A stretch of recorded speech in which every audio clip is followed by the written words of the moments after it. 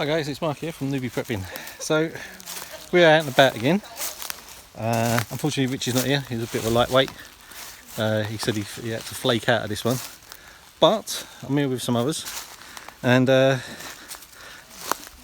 it's their, I think, second time coming out.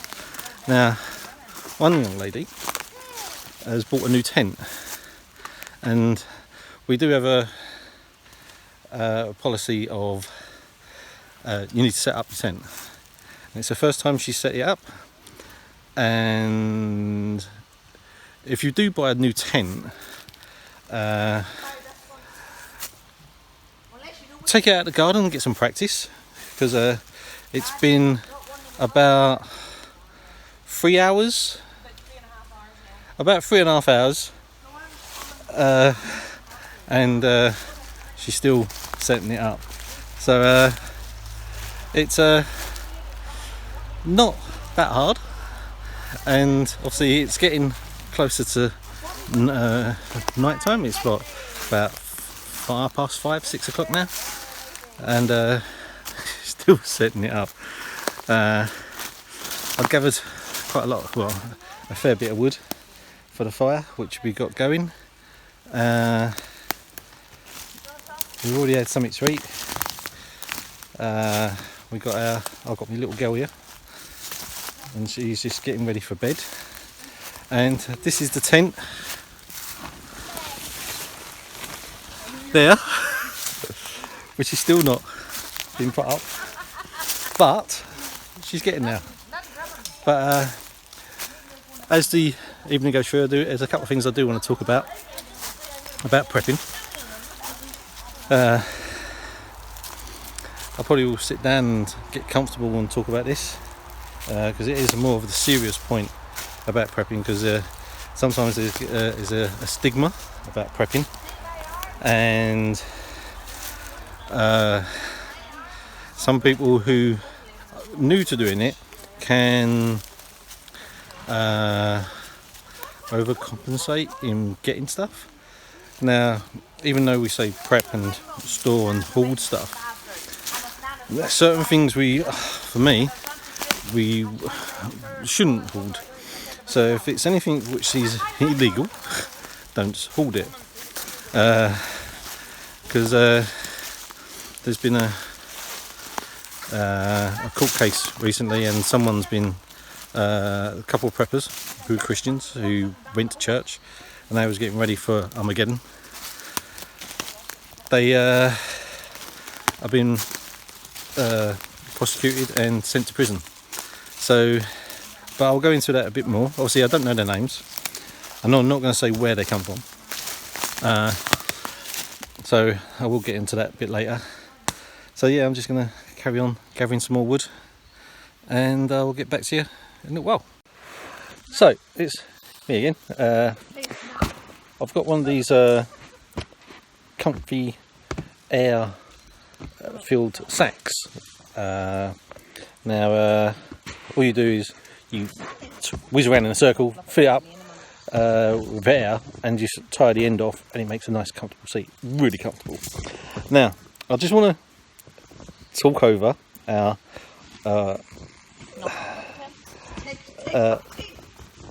take 15, as they just said, of putting a tent up. Now I had to intervene and just go over a couple of things, and it was said to me that the tent was inside out or upside down, and I just made a point of the guidelines. So here's a little tip: guidelines always on the outside of a tent, not inside, because the guidelines won't help if they're inside. Tip. Now if the person who's doing this tent at the moment wants to leave a comment when this goes up online, you can do.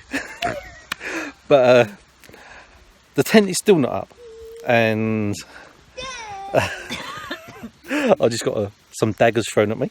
But yeah, it's hopefully should only take another hour or two, 15 minutes. Oh yeah, and there's a hill there, which for some reason the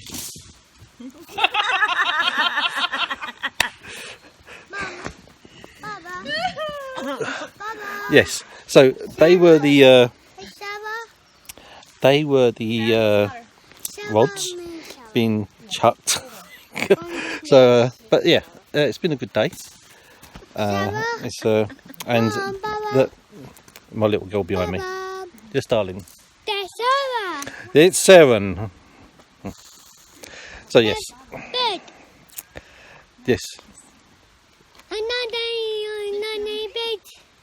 Yeah, Nanny's going to bed too. Yes. So it's family year as well.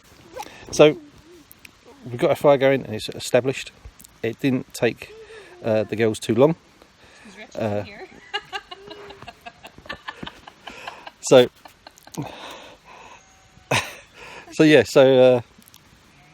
next time, perhaps when Rich is here, he might be able to take some tips from the girls.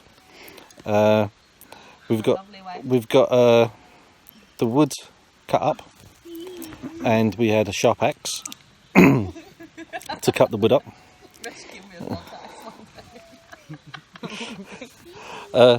And we've had some chicken, some sausages, all cooked on the fire. So, and the tent is still not up. But now I'm comfortable. I just wanted to go over and talk about the couple who've been sentenced and put in jail. So they took prepping to a bit of the extreme on hoarding certain items, and what they started hoarding was stuff what would make explosives. Now it's illegal to do this, and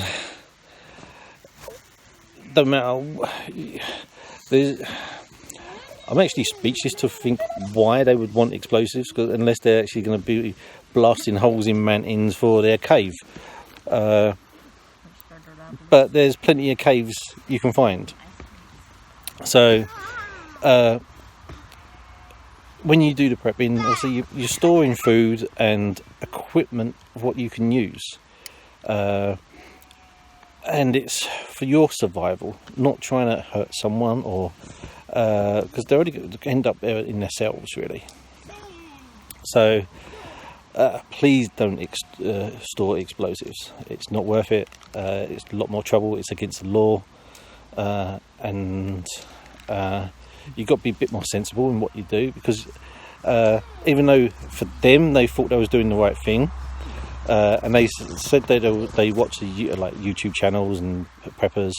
Now, yes, I know in America you can store weapons and dynamite, because it's not as illegal in certain places to have dynamite, as far as I know. But over in the UK we can't, so don't.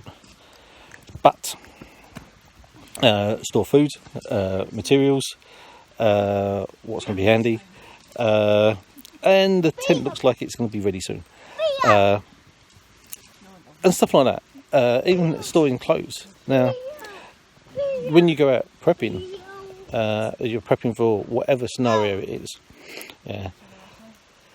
Get practice.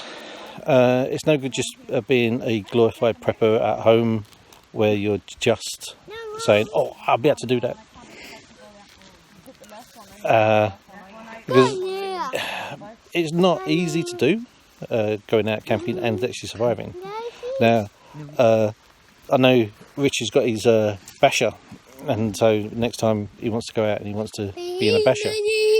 Now that's going to be a big culture shock for him, because he's always at the comfort of his tent. And my explorers have got hammocks now, so they're going to be going out doing camping just in hammocks. So that's another thing what you can do. Nice and lightweight. You don't have to worry about all your tent pegs and guide ropes. You know, between two trees, if you've got a bash, you put basher up over top, just to make sure you got the rain off you, and just sleep in a hammock, nice and comfortable. What I'll probably do is demonstrate one in another video. But yeah, so I will get back to you in a little while and talk some more. Here, this shouldn't be there at all. Have you got it upside down? If I upside down, I wouldn't fuck I need to have. My legs fell up. Why is this leg constantly wandering around?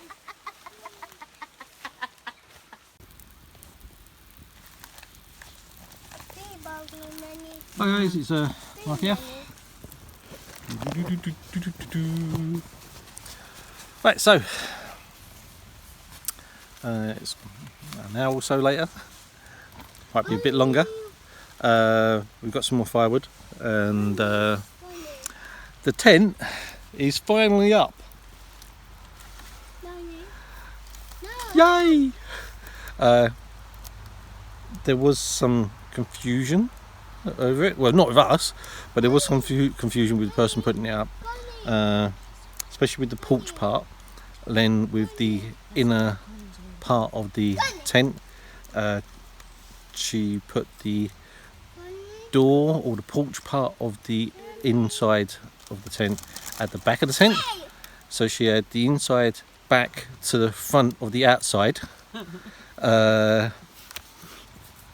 Yeah, so, but it's up, it's all done. She's not opened it up and been inside yet, but that's going to be another dilemma later on, I reckon. But the tent's up. So my advice is, when you do get a new piece of kit, practice, you know, try it out. If it's a new tent, put it up in your garden, just so you know how it is meant to be put up. And if it's one what you're just going to buy to keep us, like, just in case, and not really use because you're not really campers, still put it up a couple of times to get practice in, because if you have to bug out in the middle of the night, it's handy to know roughly what you're doing. But yeah, so tent's up, the fire's still going, and dig Rich, and my little girl's watching me on the screen, and I'm going to pan round. Yes, darling. No, dear. Yes. Yep, you got some crisps. So yeah, so she brings her own little bug out bag, and sorry, and so she brings out her own little bug out bag, which has got crisps, and she's got her own little knife. She's got her books because she still has to learn. And other bits and pieces which she brings along, which really has no relevance for prepping, but for her it's relevant, and it keeps the children interested in what you do. They enjoy being outside. She keeps going around finding what she says wiggy wiggies, and now she's trying to find the lens, which her fingers are just about to go across.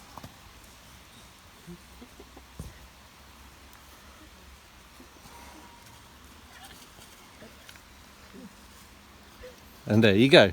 So I will call it end this one, because 7 is being a pain in my backside. And I will talk to you all in a bit. See you in a bit. Bye.